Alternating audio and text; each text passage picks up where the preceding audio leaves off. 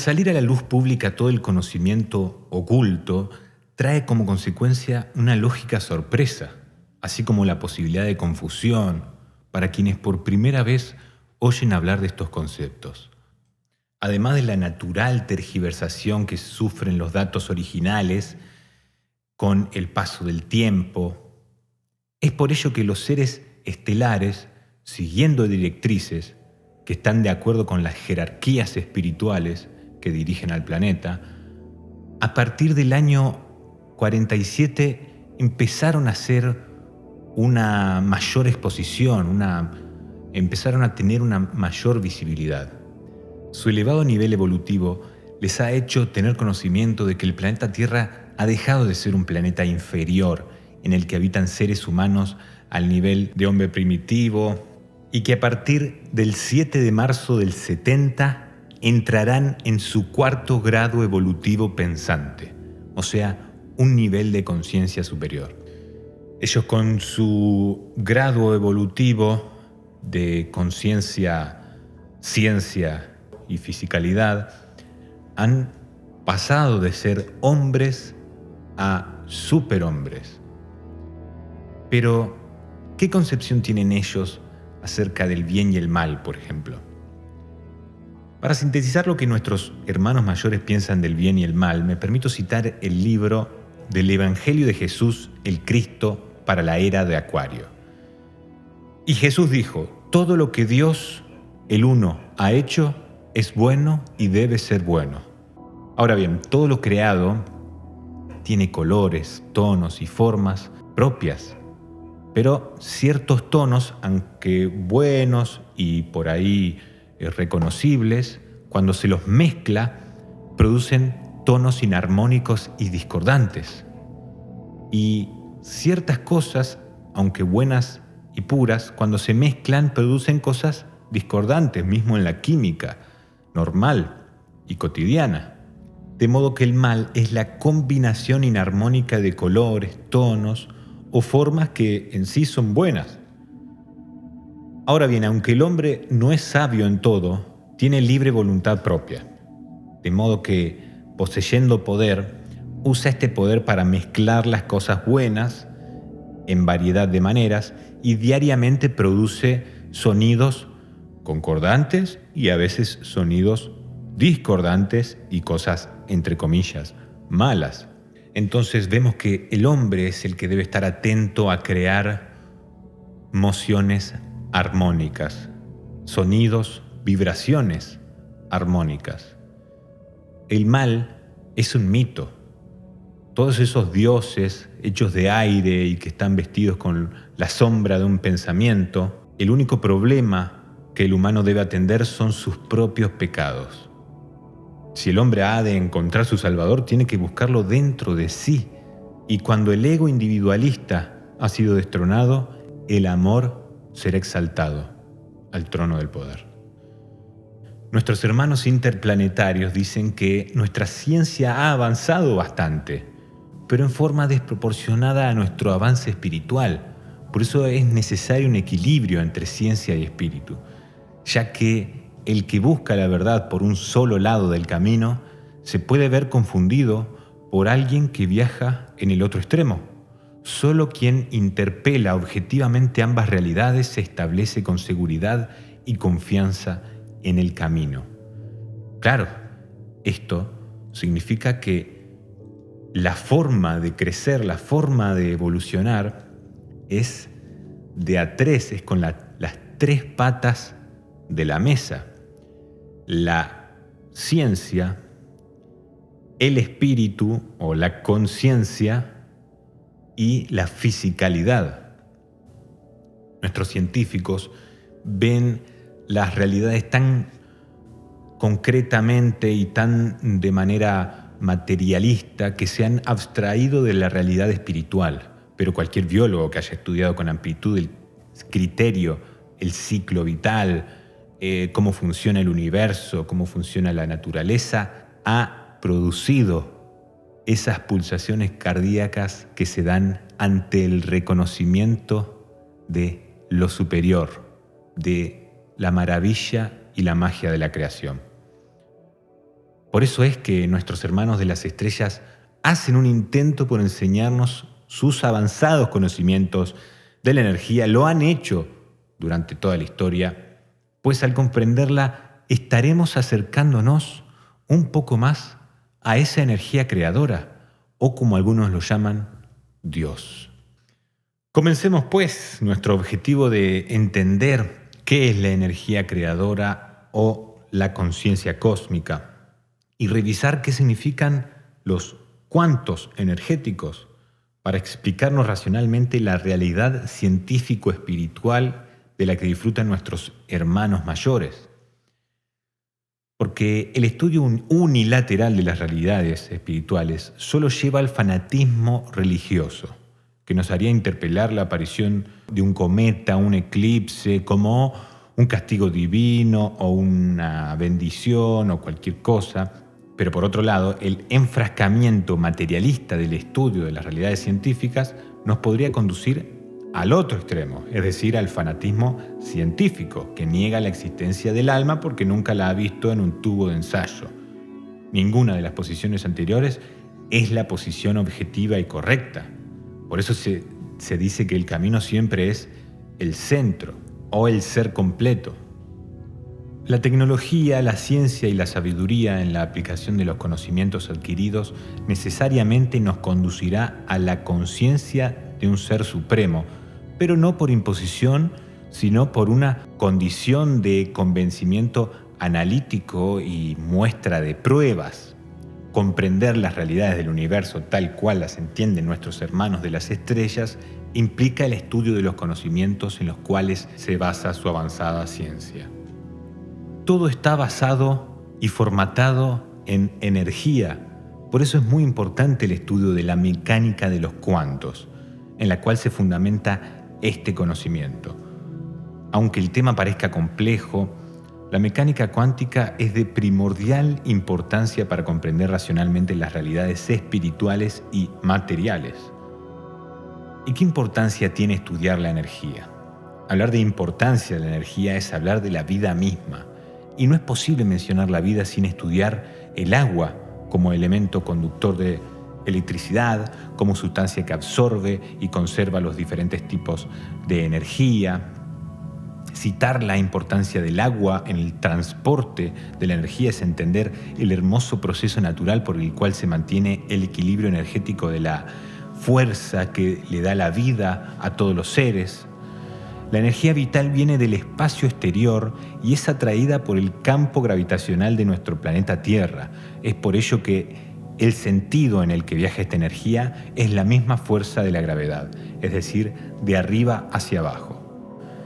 El agua de mares y ríos absorbe esta energía cósmica durante la noche.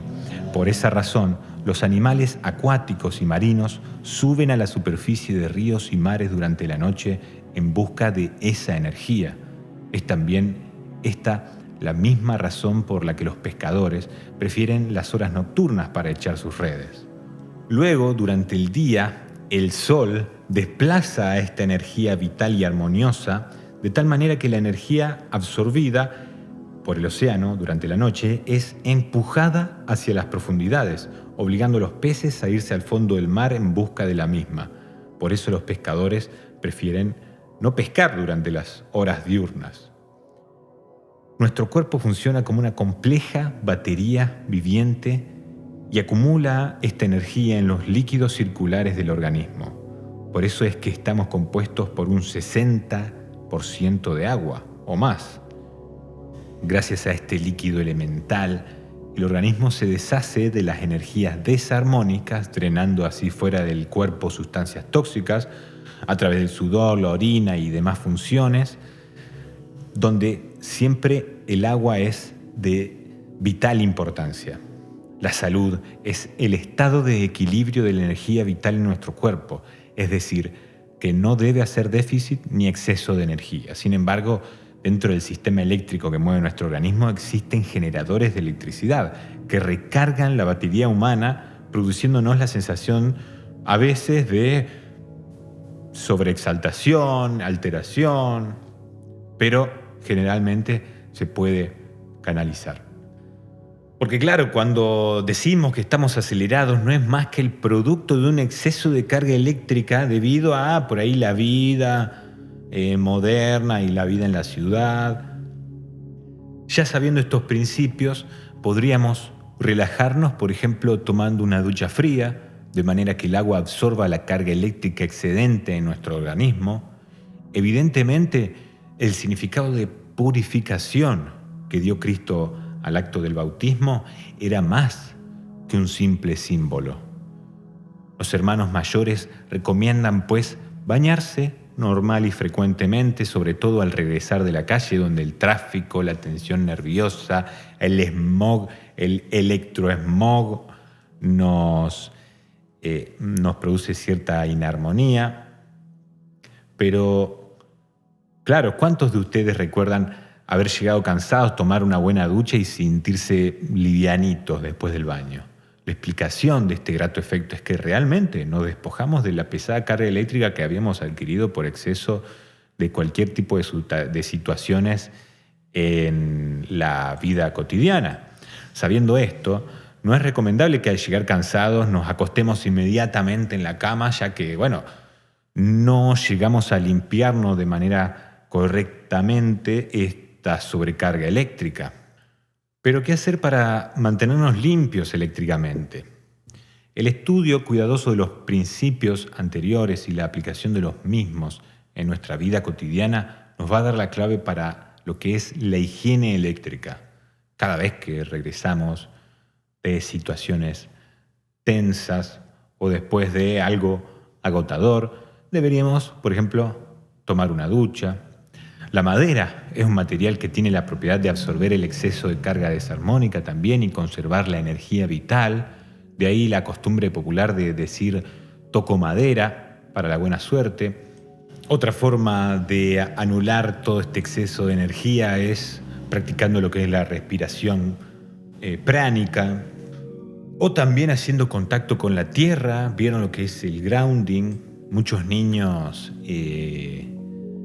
saben y por ahí les gusta jugar en la tierra, en la arena, porque saben, conocen y tienen ese deseo de descubrir el mundo, pero a la vez de descargar sobre energía y también, ¿por qué no?, recargarse con la energía de la tierra.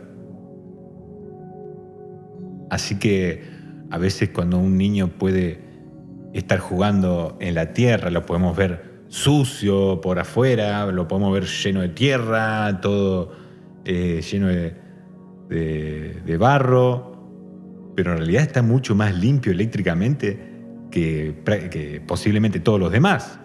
A la gente misma le gusta ir a la plaza, sentarse en el pasto, a la playa, sentarse en la arena, conectarse con el agua.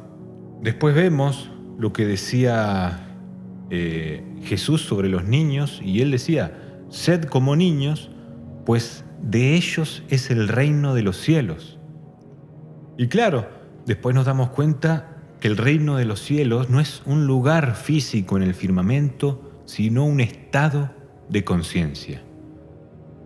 Los hermanos de otros planetas dicen que nuestros niños nacen con idénticas posibilidades de desarrollo que los de sus planetas superiores, pero que, con cierta ignorancia, cuestiones culturales, tradicionales, de la vida cotidiana y los medios de comunicación, no permitimos que se termine de desarrollar todo ese potencial extraordinario. Por eso, obviamente, es necesario tomar conciencia de todos estos detalles sencillos pero trascendentales en nuestra evolución continua y consciente. Se les preguntó a los hermanos superiores cuál sería la actitud correcta en el trabajo con las energías.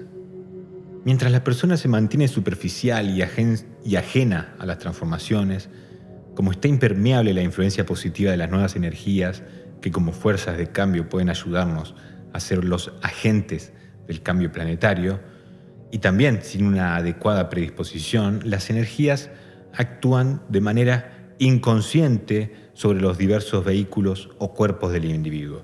Es por eso que deben tratar la dimensión de la profundidad en vuestras existencias, que es la actitud de permeabilidad, asumiendo la meditación, los pensamientos positivos, la acción positiva, las cuales va a aperturar a recibir y amplificar su capacidad de aprovechamiento de estas mismas energías. Además, incrementa su capacidad de canalizar información pura y compartirla con los demás. Pregunta: ¿qué tan importantes son los pensamientos positivos y negativos en nuestra vida? Todo pensamiento inútil supone una contaminación ambiental y a la vez una gran energía mal gastada. Porque la creación es mental y vuestros pensamientos son un proceso de creación que debería ser óptimo y maravilloso.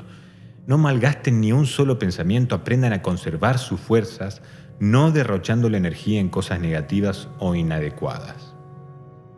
Pregunta: si nuestra mente es tan poderosa, ¿por qué hasta ahora no hemos podido cambiar el panorama mundial que sigue arrastrándonos en injusticia, caos, egoísmos en los últimos años?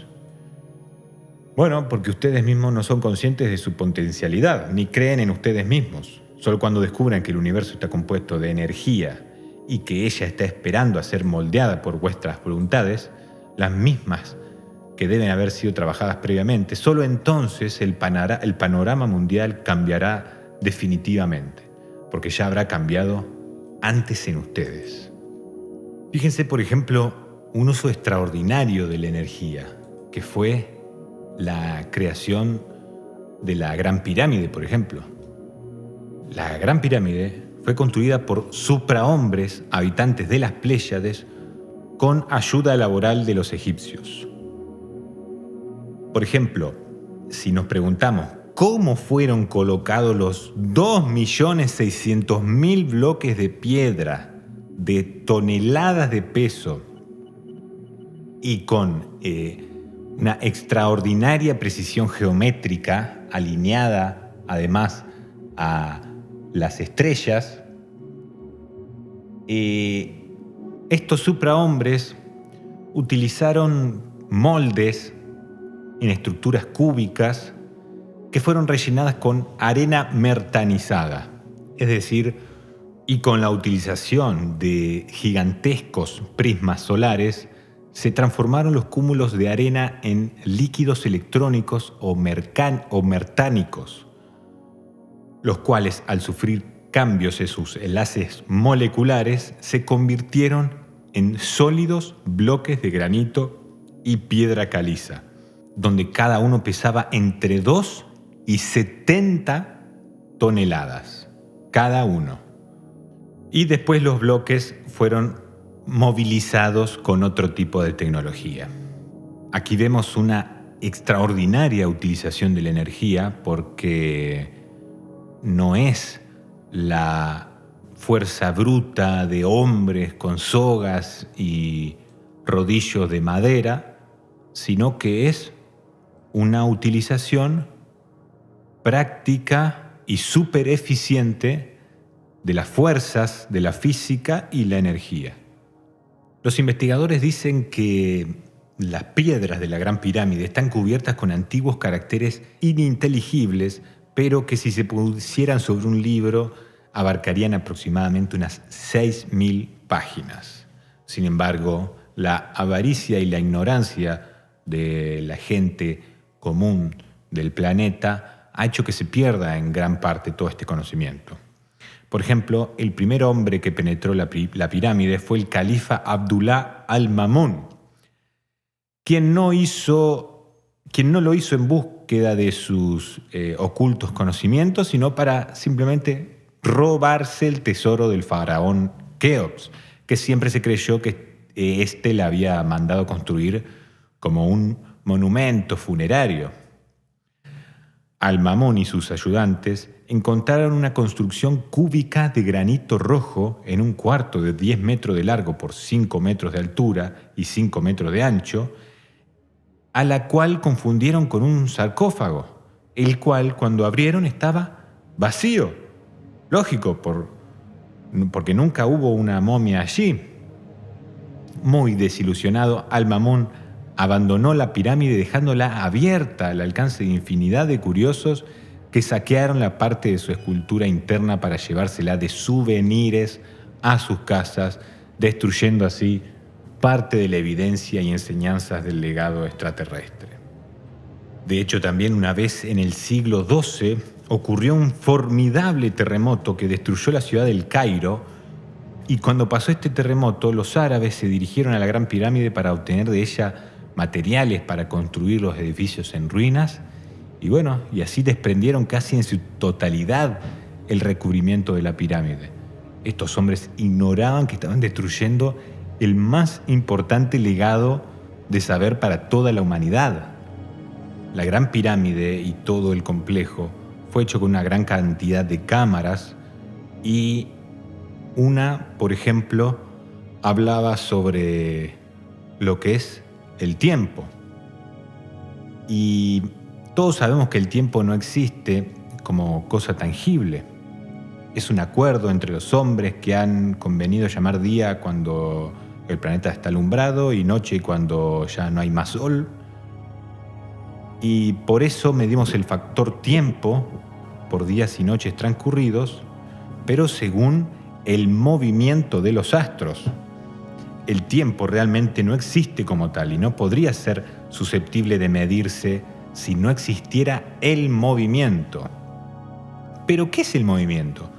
Nuestra física lo define como el cambio de posiciones de un cuerpo con respecto al otro, que se supone, entre comillas, fijo. Pero, ¿qué cuerpo está completamente fijo en el universo? Ninguno. Por lo tanto, todo movimiento tiene una relatividad. De allí se deduce que el tiempo también sea relativo. Nuestros hermanos de las estrellas nos han dado esta definición de este factor. Espacio-tiempo es el conteo de espacios de una masa en movimiento. Es decir, que el tiempo de cada cosa depende de la velocidad con la que se muevan sus partículas internas. El tiempo de cada cosa depende de la velocidad con la que se muevan sus partículas internas. Por ejemplo, si tenemos un pedazo de carne al aire libre, este rápidamente comenzará un proceso de descomposición. Es más, si le ponemos energía calórica, se va a acelerar su tiempo de descomposición. Sin embargo, si esa carne la sometemos a un proceso de congelación, o a lo que sería lo mismo reducir la velocidad de sus partículas internas por acción del frío, produciremos un alargamiento de su tiempo de descomposición con respecto al nuestro, y por lo tanto la carne durará más tiempo en buen estado. Nos damos cuenta que el tiempo es comprimible, expandible, lo cual suena ilógico para nuestra manera común de concebirlo, pues decimos que un minuto tiene 60 segundos, pero no hay un minuto más corto o más largo que otro. Sin embargo, quizás sobre este otro ejemplo nos hará ver en forma clara la relatividad del tiempo y su posibilidad de comprimirlo o expandirlo. Pero, ¿cómo hacen los ovnis para moverse de una manera tan espectacular entre esto que llamamos tiempo y esto que llamamos espacio? Todas sus naves funcionan por un sistema de propulsión magnética, es decir, el uso adecuado de la energía Kum y su contraria, la energía Kemio. El planeta Tierra atrae hacia su centro a todos los cuerpos que se encuentren sobre su superficie y cerca de ella, en virtud de la fuerza de gravedad, la energía Kum. Las naves de los hermanos mayores pueden, en momentos determinados, mediante mecanismos específicos, cambiar la polaridad de esta fuerza, es decir, ejercer una energía tipo Kemio, o contraria a la fuerza de atracción gravitatoria. Al equilibrar estas dos fuerzas, la nave queda suspendida en el aire de manera ingrávida, pero si desearan elevarse simplemente agregarían mayor intensidad a la energía Kemio, que serían rechazados por la fuerza de gravedad de inmediato, es decir, serían como si cayeran hacia arriba, obteniendo hacia sí estos impulsos verticales absolutamente extraordinarios. En el planeta Tierra existen 1.270 líneas magnéticas por cada centímetro cuadrado. Todas estas naves poseen un sistema de búsqueda de estos campos magnéticos y en estos sistemas automáticos logran el secreto de los virajes, la orientación de las naves dentro del globo terráqueo. Al conseguir la línea magnética adecuada, se ubica en el sentido de su polaridad y se utiliza el campo de fuerza atracción-repulsión según la dirección en la que se desee viajar. Esta forma de desplazamiento produce que la nave deje una estela electrónica denominada kappa, es decir, una combinación de cum y quemio al mismo tiempo.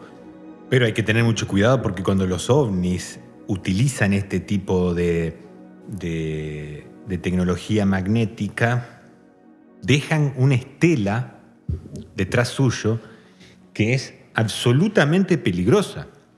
Por ejemplo, vemos ese caso en lo que le pasó al capitán Mantell en enero de 1948,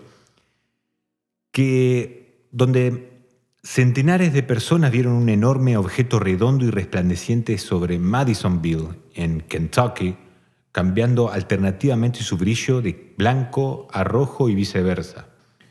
El capitán Mantell, en una escuadrilla de reconocimiento y con una extraordinaria hoja de servicio, mucha experiencia, pasaba por encima del Fort Knox con su F-51. Fue entonces cuando recibió la orden del coronel Hicks, comandante de la base, para que estableciera contacto con el objeto. A las 14:45, Mantell llamó por radio a la torre de control y dice: «He visto el objeto, lo tengo sobre mi cabeza. Mide como 70 metros de diámetro y trataré de aproximarme a él. Ahora lo tengo en el frente, parece metálico y es de un tamaño tremendo. Ahora se eleva y va tan rápido como yo. Voy a subir hasta 6.000 metros». Mantell iba con 2 cazas de la Fuerza Aérea, pero ninguno iba equipado con mascarilla de oxígeno, lo cual les impedía mayor altura.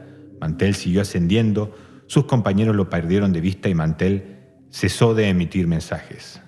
Poco después apareció el cadáver de Mantell cerca de su avión siniestrado y un testigo presencial dijo que el F-51 pareció explotar pero sin presentar un incendio.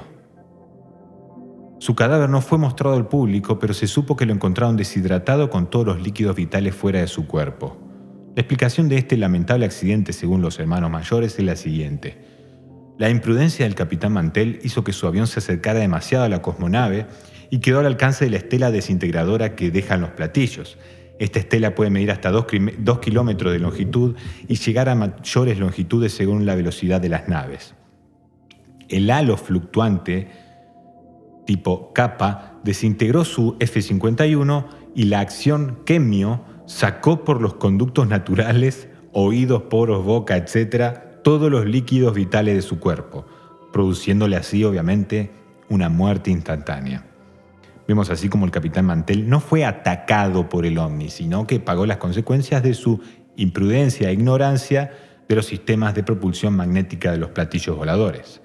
Cuando los hermanos mayores dieron esta explicación, agregaron: «Pero no se angustien, el capitán Mantell ya ha obtenido un nuevo cuerpo para proseguir su evolución, pues ha reencarnado, como dicen ustedes». Pero volviendo al modo de traslación y movimiento de los ovnis, estos logran detener el movimiento de una masa en un éter inerciado mediante el poderoso ciclotrón, que se forma alrededor de sus naves por la aceleración del campo magnético circundante.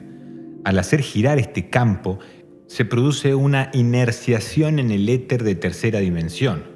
Este mecanismo explica por qué todas sus naves tienen una forma discoidal o esferoidal. De esta manera se establece un túnel y dentro de este túnel hay una inerciación del éter. Entonces puede ocurrir un desplazamiento de la nave sin tiempo. No es posible viajar de una galaxia a otra si no se controla el factor tiempo. Nuestros hermanos mayores lograron hacerlo por esta tecnología.